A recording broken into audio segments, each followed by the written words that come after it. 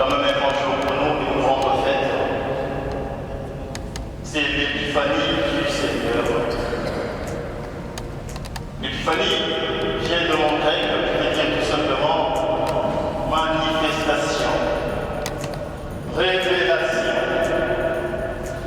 C'est Dieu qui se manifeste à son peuple. Dieu qui vient nous visiter. C'est la visite de trois rois mages. Ils sont des astronautes. Melchior, Balthazar et Gaspard. Ce roi païen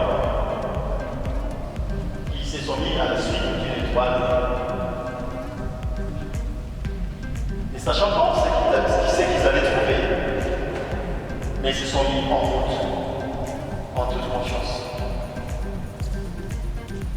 Ce dimanche nous renvoie à l'action, nous renvoie à la confiance. Confiance à l'étoile. L'étoile de chacune de nos vies.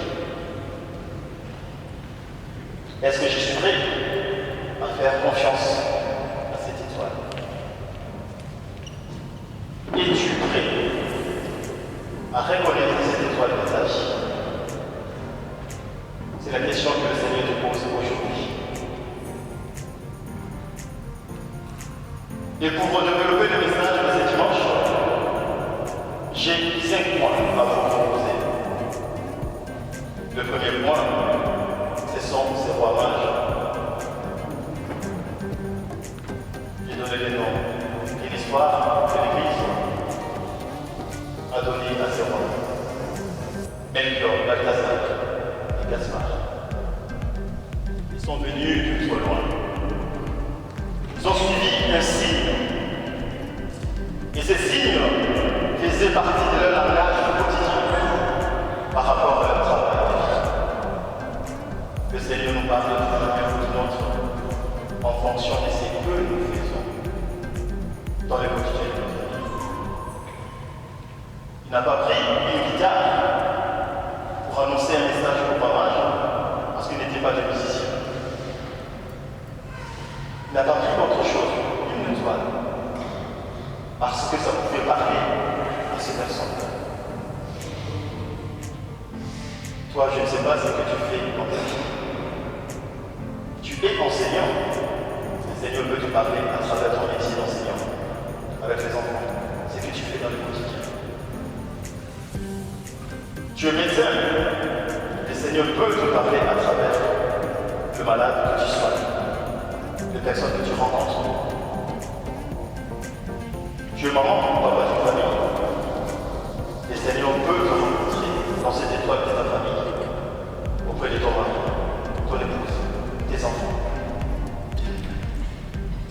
Tu travailles là-bas, au prochaine saison. Le Seigneur peut te rencontrer dans cette étoile, à travers ton travail même, tes collègues, ton chef, et bien d'autres choses encore.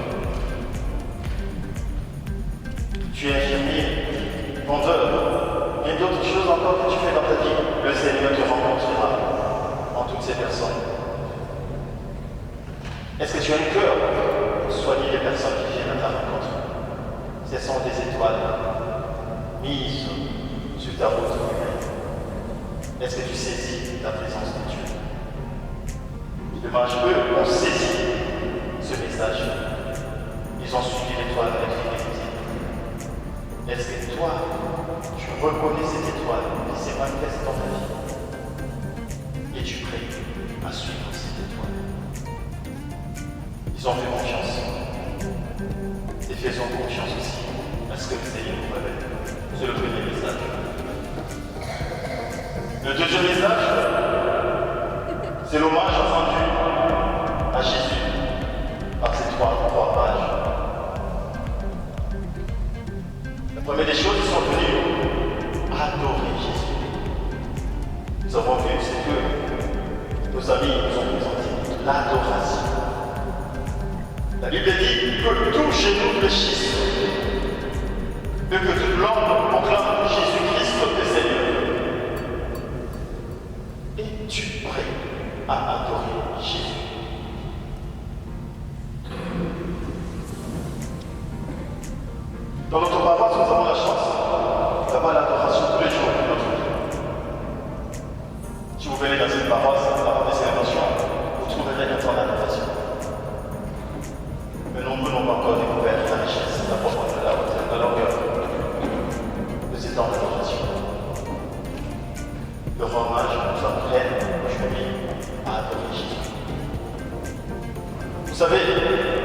ils ont rencontré Hérode. Ils s'étaient menacés par Hérode.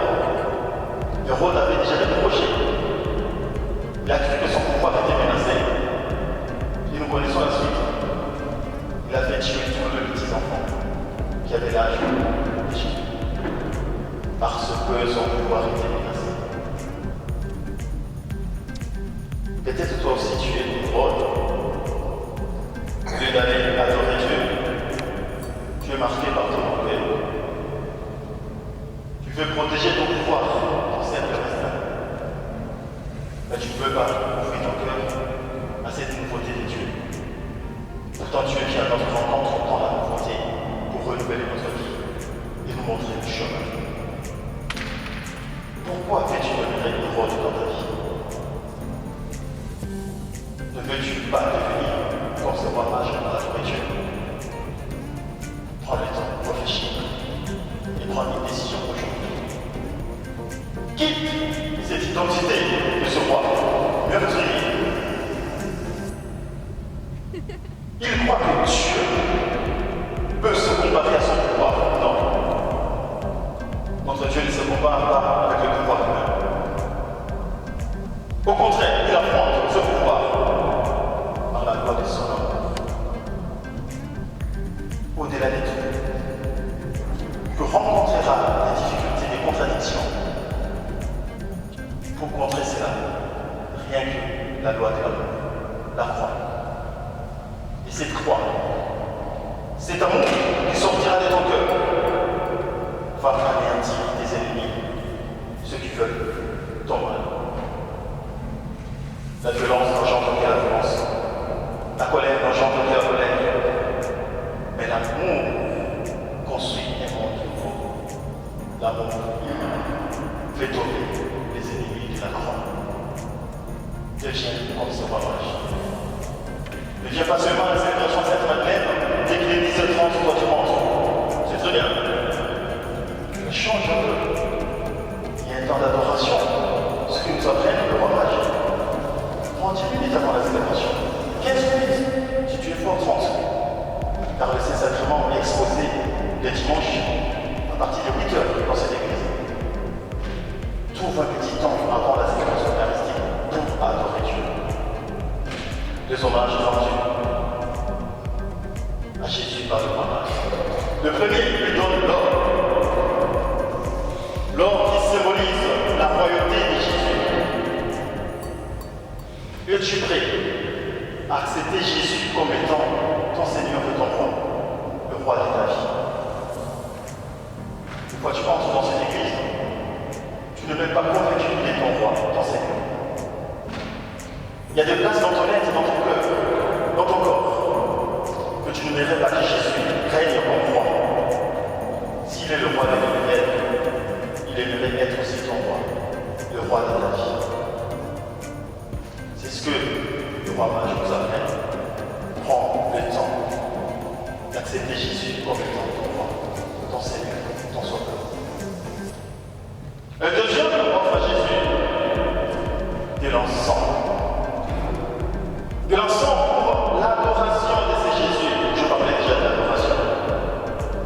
Es-tu prêt de venir dans cette église pour adorer Jésus? Es-tu prêt? Regardez les secrets de l'adoration.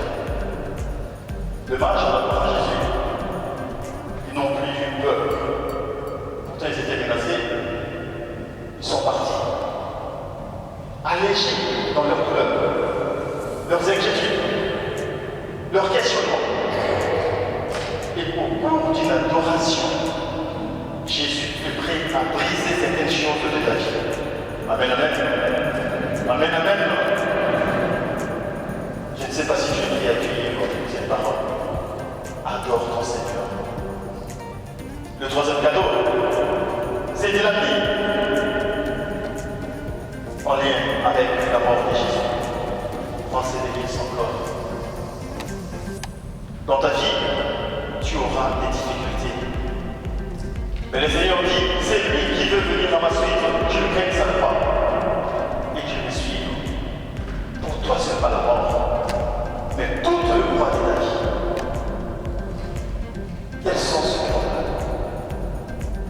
croix qui ne te permet pas de rester fidèle à Dieu, mais de faire confiance à Dieu. Le croix qui ne t'aide pas à adorer Jésus. Le croix qui t'éloigne de la parole de Dieu. Identifie toutes ces croix. Porte-les avec Jésus. Pas toi seul, mais avec ton Dieu. Et dans un acte d'adoration, tu peux offrir toutes ces croix à Jésus par ta foi et ton espérance. C'est Dieu qui t'aime beaucoup. Le troisième point, c'est apprendre l'estime de Dieu. Bien aimé, Dieu a un style.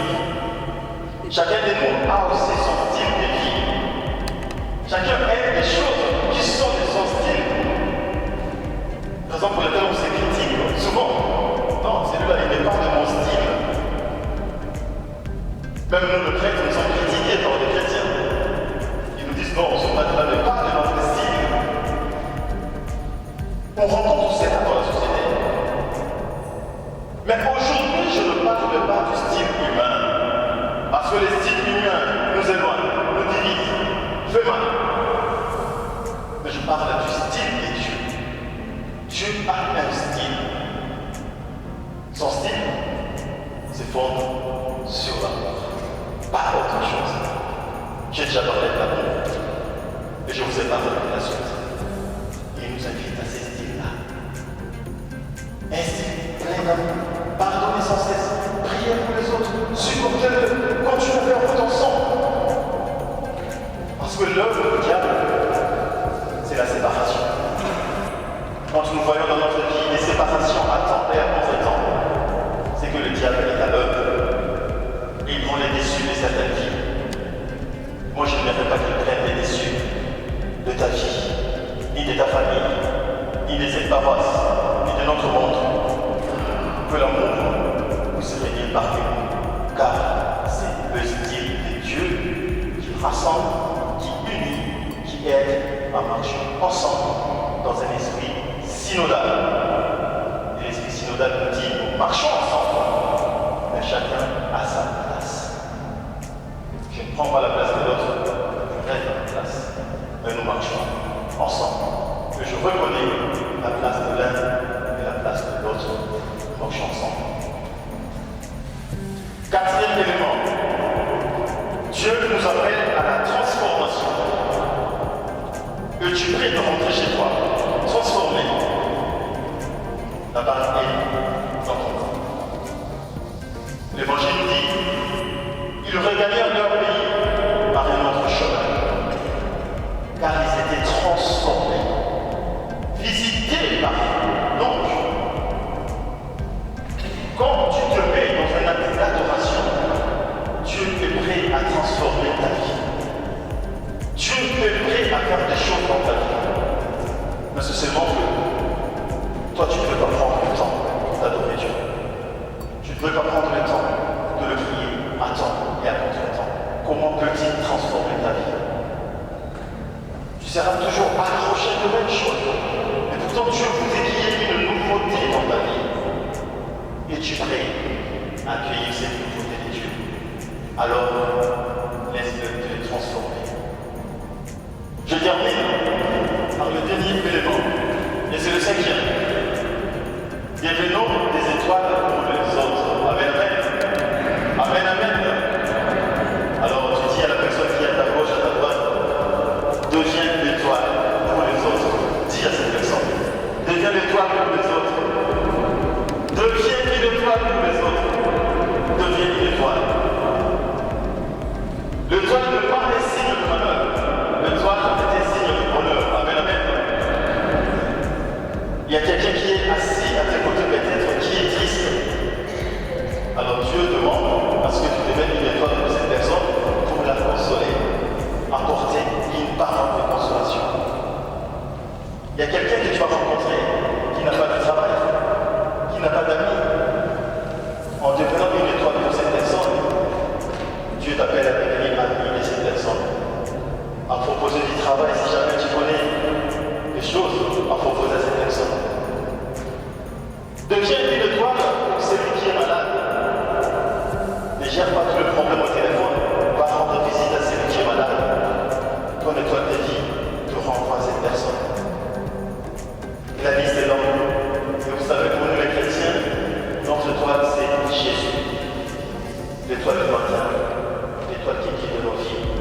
C'est ce que je nous souhaite pour cette solennité de l'épiphanie du Seigneur. Partons avec ces 5 éléments qui peuvent nous aider à nous laisser transformer par l'Esprit de Dieu. Car tout cela n'est possible que si l'Esprit Saint vient renouveler nos vies. Que l'Esprit soit le maître de nos vies et que Dieu bénisse sa parole, qu'il nous bénisse aussi afin que nous soyons transformés dans notre être profond. Au nom du Père et du Fils et du Saint-Esprit.